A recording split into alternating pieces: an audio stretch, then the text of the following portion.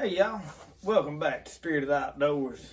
I am in the knife shop this morning, working on some knives. I have not used this vise right here, this little that I can adjust, turn the blade any which way I want it, because I'm not a fan of the flex of it. But due to me working on some Bodock, I have had a lot of trouble here lately with the Bodock splitting after I'm done with it, and I'm taking just some extra precautions to keep from putting a lot of pressure on those wood scales, because what I have been doing in recent times is lay that down in there and clamp it along this, because it's way more solid and I can get aggressive. So trying to calm down. Mucho espacio, take it easy, you know. But I am out here working on some knives, cleaning up, re-oiling some handles. Some of this stuff should have been finished last week, but we had some events to go to over the weekend, and then I got sick over the weekend, and one thing led to another, and it's Wednesday, and I'm just now out here working on knives. So, you know how life is. Nothing ever seems to go like you wish it ought to. So I am finishing up a couple of these knives, but I've got a knife laying here that I'm putting I've put some video clips of me grinding on this blade and forging on it, I believe. I don't know if I've still got the footage where I forged on it or not. It was a file. This is the first knife I have ever attempted out of a file, so it is not perfect. I've got some belly in that back. I wish I had have gotten it out, but I didn't. So I found me a piece of deer antler that I could get that to go in, and drilled and worked on that, and I found me a piece of brass, and I got it where I can get that on there. So I have somewhat dry fit everything, not all the way up, so we still got a long way to go. That's about as close as I've got this, I think. And we're gonna finish this out and just make a little old knife out of it.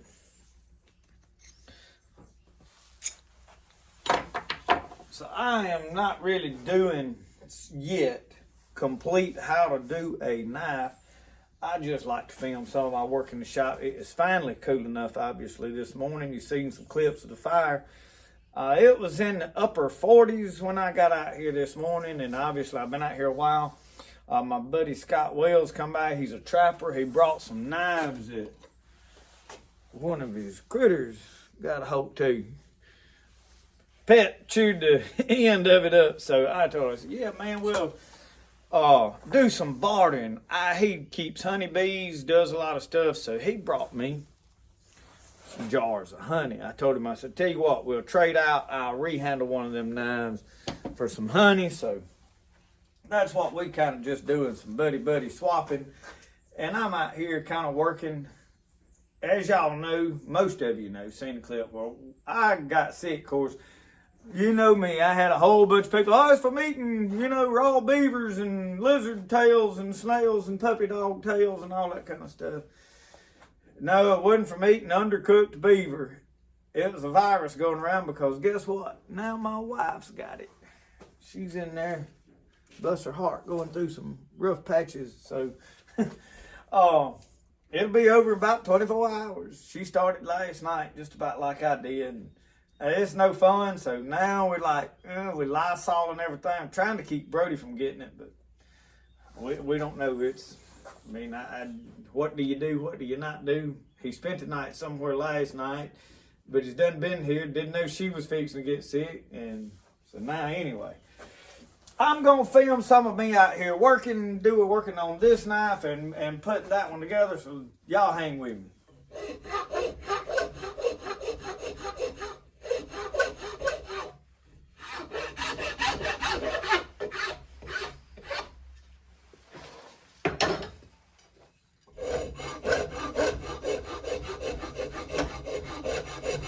I always take the first corner off with a lot finer file because these aggressive teeth right here will take a chunk out. So if somebody was wondering why that took place, and ask me how I know it'll happen. Ask me how I know. Experience is a very valuable teacher. Very, very, very valuable teacher. Tell you what I need to do first before I get too far along that direction. And my handles in there, in this, a little bit small, but they can't be very big because they have. And I like the fact that was made to screw down to a table, but I'd rather put it here. So,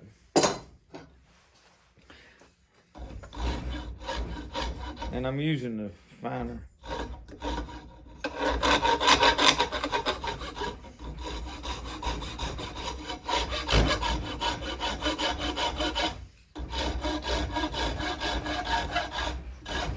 See the flex in that? That's what I don't like about this setup. And I don't know if y'all can tell how much it's flexing. I can. I put my belly against it.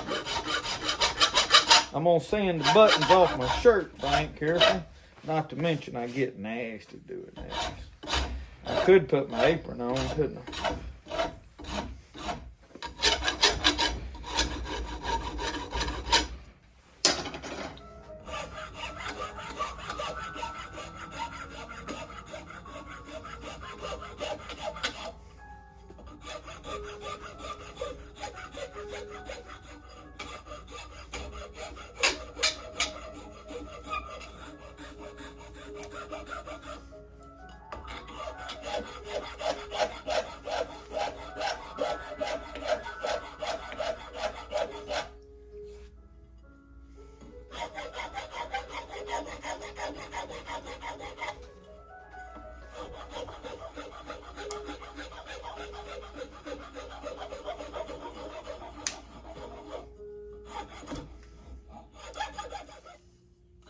Do another coat of oil on this. I've got sanded down to what I want. I like this boiled linseed oil, and I got it cut with turpentine to thin it so that it penetrates. But on some of these knives with a little more porous wood than Osage and Purple Heart, such as that, I like this. It'll seems to not soak up as bad. I put it on there and then wipe it. If you don't wipe it right on off, it'll get gummy. That black walnut's pretty, so. But I am fixing to start assembling this other knife. I didn't want to film a whole lot of working on that knife because it would have took up all the footage and made the video like 2 hours long.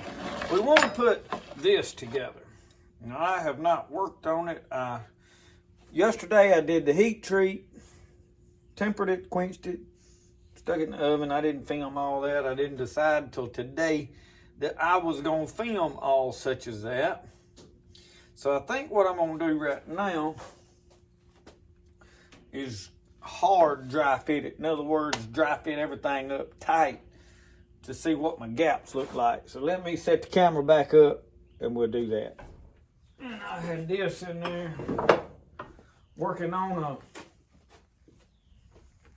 blade.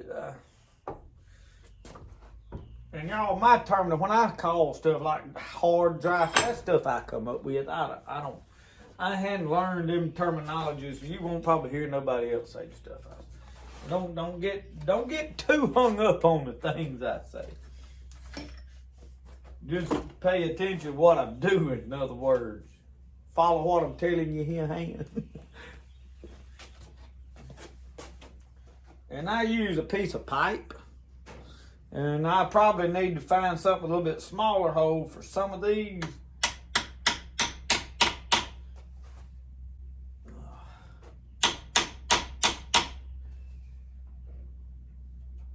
Because it's hard to get them gaps tight. And I'm gonna have to find my glasses. All right, now let me get out of here while I can look at it. Got to go some more.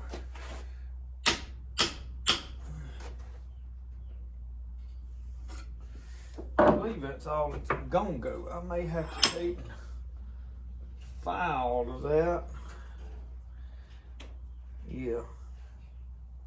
Let's take a file and get in them corners real good. Well, I better show y'all. I don't know if you can tell, but let me get in the light. See that? See there's a gap right back there? You can see right in there. I don't like that. So let me leave the camera on for a minute.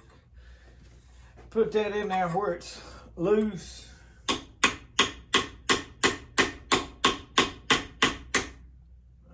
All right. So the thing I got to file is right up here. And that, and I've got an apparatus to keep that from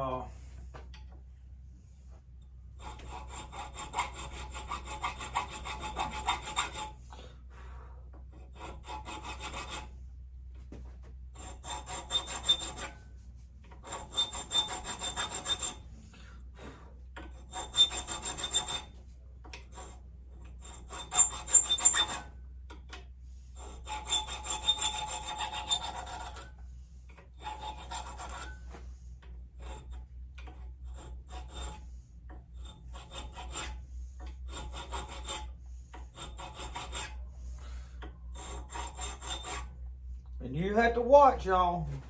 A little bit of filing go a long way with that. I had to be particular. Make sure I turn that back the right way.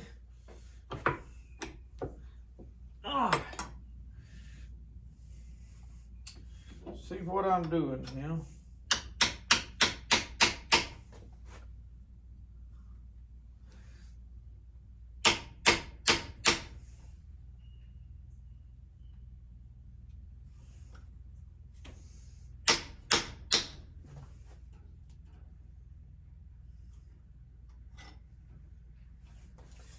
See what we look like now.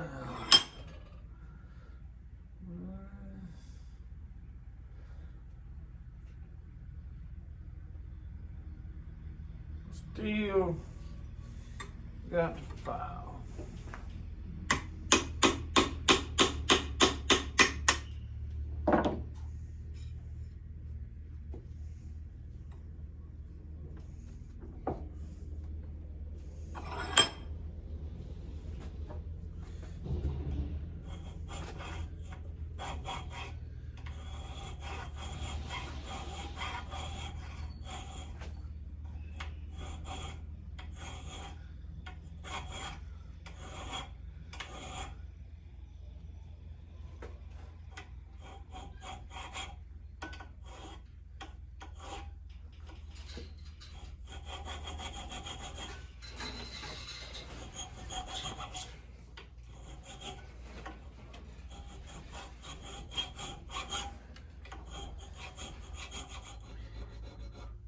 Sometimes you gotta get serious with it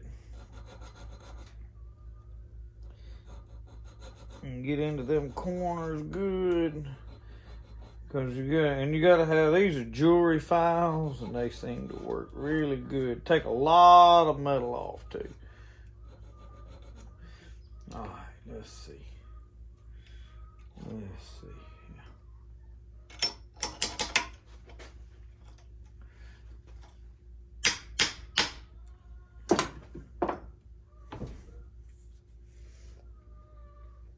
Oh yeah. Oh yeah. Yeah, look at that. There ain't no crack at all in that. So now let's see what handle looks like on it. Oh yeah. Oh yeah. Oh, it's gonna be a sweet little knife, ain't it? What do you think? I do believe so. Let's see what we can do with it. You know. Might as well get her glued together. I can't believe right off the bat I got that fitting as tight as I got it. That's good. Some of this DevCon. That hole I didn't drill very big, so we're not gonna need no whole lot of it. And I generally make a mess mixing this up in one of these handles and get it everywhere. But that's just how it be.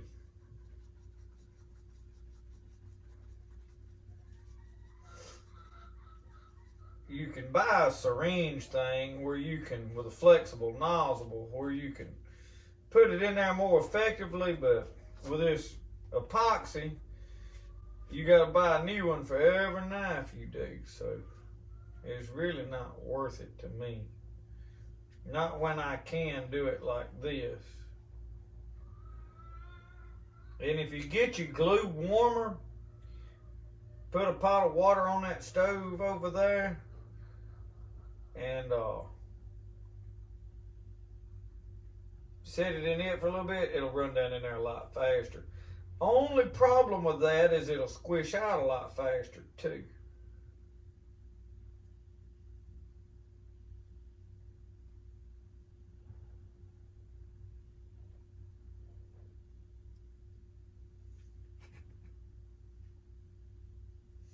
I know y'all hear a lot of background noise. My dad's got the bush hog out. He's living his best life today. He's cleaning up some growed up stuff, gardens. It's time to clean all that mess up.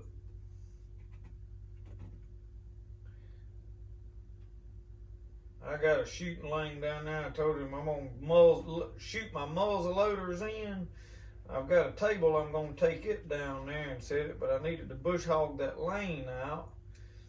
That way we got a pretty place to film that stuff. I think he's doing that too.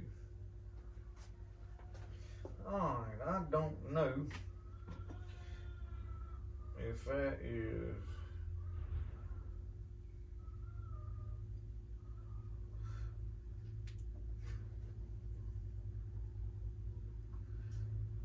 Oh, I believe we're gonna need some more, folks. That's all right.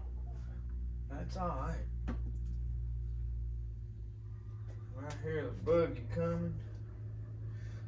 Sounds like Brody needs more toys. He went down to his nanny's.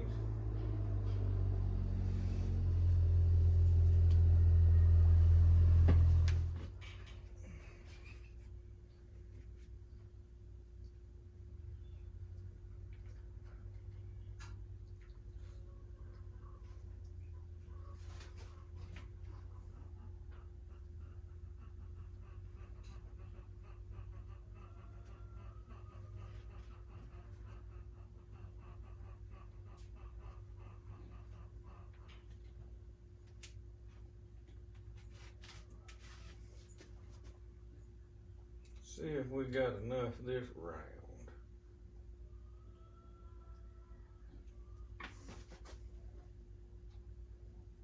Oh yeah. Yeah.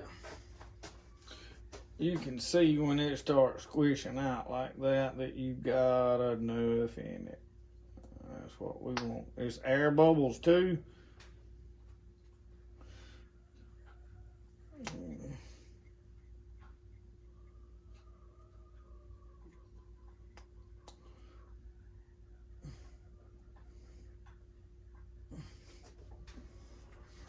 Alright, I'm gonna put that in there. We're gonna squish that down. I'm gonna raise it up. And we're gonna take something like this and see if we can get a lot of that off. Let's see.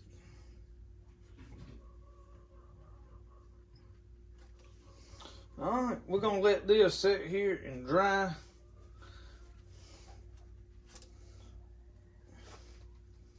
Yep, we're in good shape.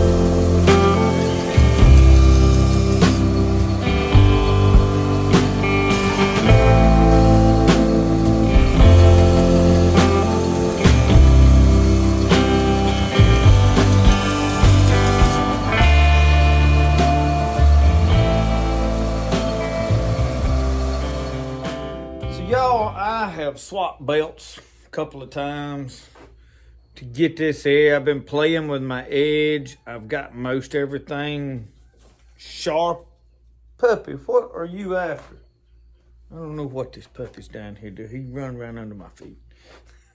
Puppy, what are you doing? Biscuit. What do you got? Anyway, I am slicking up this edge. I'm probably fixing to do a hand sanding light over it with a real fine sandpaper just to try to smooth out any ripples and stuff. Because everything I've done so far on it has been with the belt. And this is a file. I'm just playing with it. It's going to have some rough patches, but I'm slicking it up some. It is not perfectly level like smooth. It's got some wave in it because it's hand beat out, hammer forged, and I freehand ground it and all such as that. But we've slicked everything up pretty good. Fixing to go to the buffer now and run over everything with a buffer and just see how it goes. And first I'm gonna run over it with some hand sandpaper, and then we're gonna go to the buffer and run over it and see how it comes out. And y'all know I have been over some of this 2 or 3 times doing the same thing, because I try something, and if I don't like it, I go back and I do something else, and I just keep working with it till I get what I am going for. And then the big thing was getting it too sharp, because this one I didn't grind to a finished edge before I quenched it. I didn't want to at all. I wanted to leave some meat so it wouldn't get rippled. I didn't know how that file was going to react. I've never done a file before.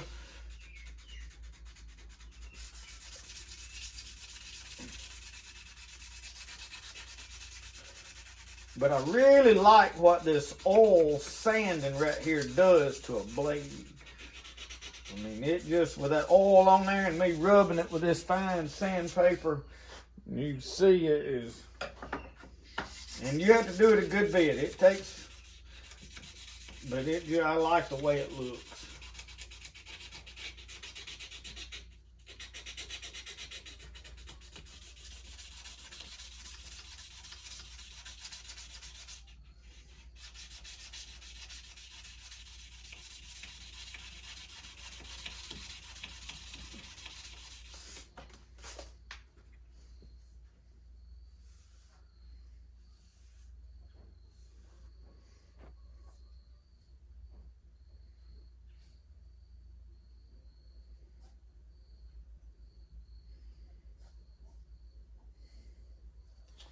All right, I've been hand rubbing on that blade. I think I'm happy with it.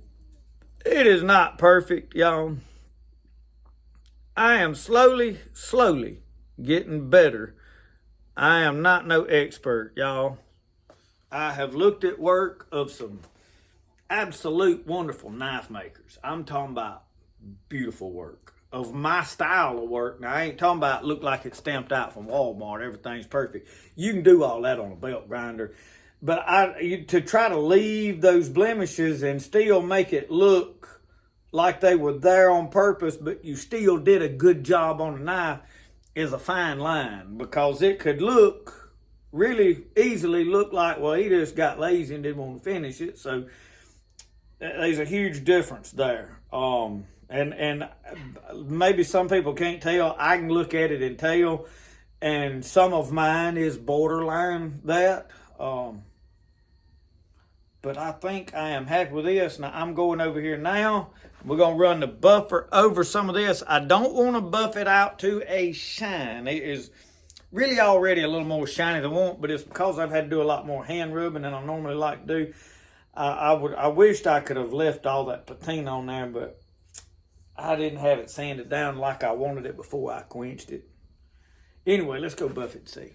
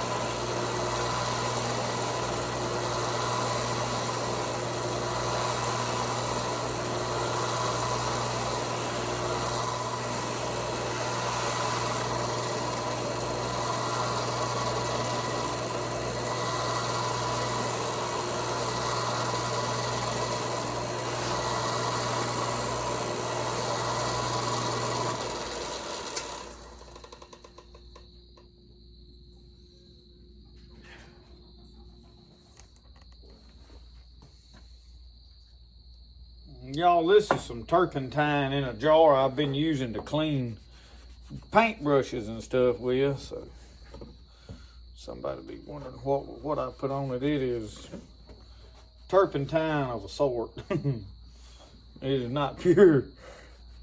It'd be okay if it was pure. That's just what I happen to have laying there. But I'm also fixing to, I don't know,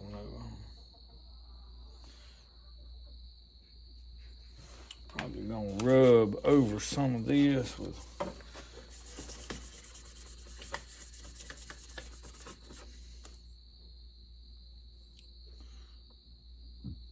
color in that. Got streaked up. I don't know if I like that. What do y'all think?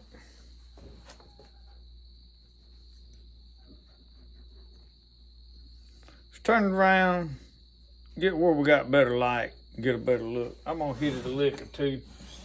I don't know how sharp I have it. Let me get to a better stone.